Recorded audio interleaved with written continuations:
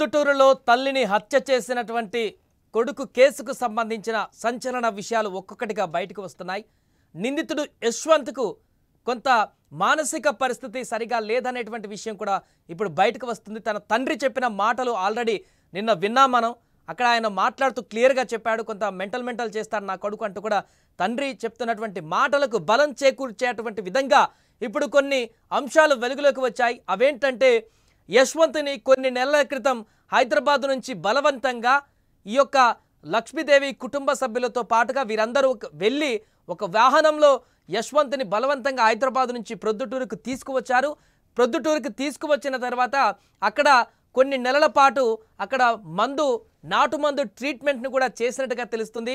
2 నెలల పాటు నాటు మందు ట్రీట్మెంట్ తీసుకున్న తర్వాత యశ్వంత్ ఇక నేను బాగానే ఉన్నాను, నేను హైదరాబాద్కు వెళ్తాను, అక్కడ జాబ్ సర్చింగ్ చేసుకుంటానంటూ వెళ్తానని చెప్పి మారం చేయడం మొదలుపెట్టాడు. దీంతో కుటుంబ సభ్యులు, ఇంట్లో తల్లిదండ్రులు, మిగతా వారందరూ కూడా వద్దు, ఇంకా అక్కడికి వెళ్ళాల్సిన పని లేదు, ఇంకొంచెం టైం తీసుకో, ఇక్కడే ఉండు, ఈ మెడిసిన్స్ వాడు అని చెప్పి వారు చెప్పినా కూడా వినకుండా లేదు ఇంకా అంత సెట్ అయిపోయిందని హైదరాబాద్కు వెళ్లాల్సిందేనంటూ బలవంతంగా యశ్వంత్ వీరు చెప్పిన మాటలు వినకుండా కూడా అతను హైదరాబాద్ బాట పట్టినట్టుగా కూడా తెలుస్తుంది. ఈ నేపథ్యంలో మరణ జూబ్లీహిల్స్లో ఉన్నటువంటి హాస్టల్లో, ప్రైవేట్ హాస్పిటల్లోకి వచ్చి తను అక్కడ కాలక్షేపం చేస్తూ తను అంతకుముందు ఏం చేశాడో అదే పని, కోచింగ్ తీసుకుంటున్నాడా, జాబ్ సర్చింగ్లో ఉన్నాడా, లేకుంటే ఇంకేదైనా కార్యక్రమాలు చేస్తున్నాడా, సినిమా ఇంట్రెస్ట్ ఉందని చెప్తున్నారా, ఆ సినిమాలకు సంబంధించి అన్వేషణ కొనసాగిస్తున్నాడా, సినిమాల కోసం ఇంకేదైనా కార్యక్రమాలు చేస్తున్నాడా, ఇదంతా తెలియదు. కానీ ఇంట్లో నుంచి బయటకు వచ్చిన తర్వాత యశ్వంత్ హాస్టల్లో జాయిన్ అవ్వడం జరిగింది.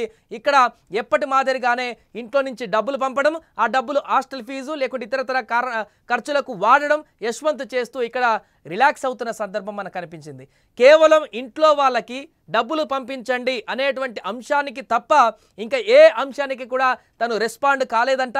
తల్లిదండ్రులు ఫోన్ చేసి ఏ విధంగా ఉన్నాడు కనుక్కుందాం కొడుకునని చెప్పేసినా కూడా ఎప్పుడు రెస్పాండ్ అయ్యేవాడు కాదట. కేవలం డబ్బు అవసరం ఉన్నప్పుడు మాత్రమే, కేవలం మనీ కోసం మాత్రమే ఇంటికి కాల్ చేసి డబ్బులు పంపించమని చెప్పేవాడట. ఈ నేపథ్యంలోనే గత కొద్ది రోజుల క్రితం డబ్బులు పంపించాలంటూ మరొకసారి తన తల్లిని ఫోన్లో దబాయించడం, ఆ తర్వాత తల్లి ఇవ్వనని చెప్పడం, ఆ కారణంగా తను ఇంటికి వెళ్ళడం, ఆ తర్వాత జరిగినటువంటి ఈ దుర్మార్గం పని చూసాం. తల్లిని అత్యంత కిరాతకంగా కత్తితో గొంతు కోసి చంపినటువంటి దుర్ఘటన. ఈ నేపథ్యంలోనే తన మానసిక స్థితికి సంబంధించినటువంటి అంశాలు ఒక్కొక్కటిగా బయటకు వస్తున్నాయి. సైకోగా మారి ఒక సైకోలాగా బిహేవ్ చేస్తూ కన్న తల్లిని కూడా పుట్టన పెట్టుకున్నటువంటి ఆ వ్యక్తి పట్ల ఇప్పుడు తీవ్రంగా అందరూ కంఠంతో ఖండిస్తున్నారు ఈ అంశాన్ని కూడా. అలాంటి వ్యక్తిని ఖచ్చితంగా శిక్షించాలంటూ కూడా చెప్తున్నారు. ఏదేమైనా కూడా అతను మెంటల్గా చాలా అన్హెల్తీగా ఉన్నట్టుగా తెలుస్తుంది. దాని కారణంగానే గత కొన్ని నెలల క్రితం నాటు మందుతో వైద్యం చేయించినట్టుగా కూడా తెలుస్తుంది. అయినా కూడా తన బుద్ధి మారలేదు. పూర్తిగా తల్లిదండ్రులంటే గౌరవం లేదు, తల్లిదండ్రులపైన ప్రేమ లేదు, అదేవిధంగా తల్లిదండ్రులంటే ఏమాత్రం కూడా ఆవేదన, బాధ లేదు. ఈ కారణం చేతానే, డబ్బులు ఇవ్వలేదనేటువంటి కారణం చేతానే, తనకు అడిగినప్పుడు డబ్బులు ఇవ్వట్లేదనేటువంటి అక్కసుతోనే తన తల్లిని అత్యంత కిరాతకంగా, దారుణంగా హత్య చేశాడు ఈ యొక్క యశ్వంత్. సో అంతేకాదు, ఆ తర్వాత హత్య చేసిన తర్వాత పరిణామాలు కూడా మనం చూసాం.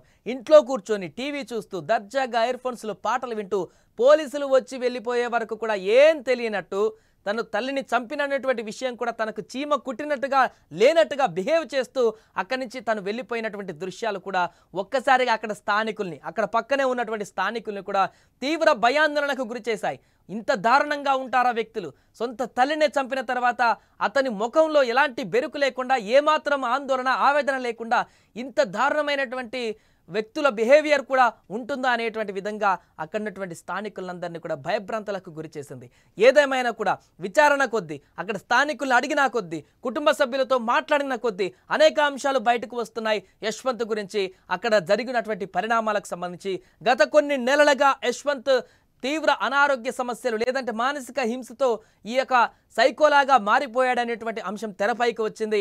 అయితే దీన్ని తన తండ్రి కూడా నిన్న మాట్లాడుతూ చెప్పడం జరిగింది. అంతా మెంటల్గా చేస్తాడు నా కొడుకు అంటూ కూడా, ఇంత దారుణానికి ఒడిగాడతాడంటూ కూడా ఊహించలేదంటూ కూడా చెప్తున్నారు. ఒకసారి తన తండ్రి మాట్లాడినటువంటి మాటలు మరొకసారి మనం వినే ప్రయత్నం చేద్దాం. నిన్నట్టు కూడా ఒకసారి ఆ మాటలు విన్నాం. అంటే తన మానసిక పరిస్థితి ఏ రకంగా ఉంది యశ్వంత్ దానికి సంబంధించి తన తండ్రి చెప్పిన మాటలు ఒకసారి విందాం.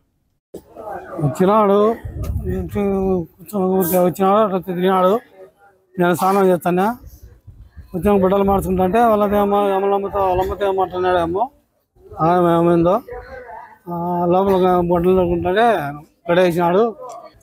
గుడ్డలు దొరుకో నేను వాకిలేసినాడు.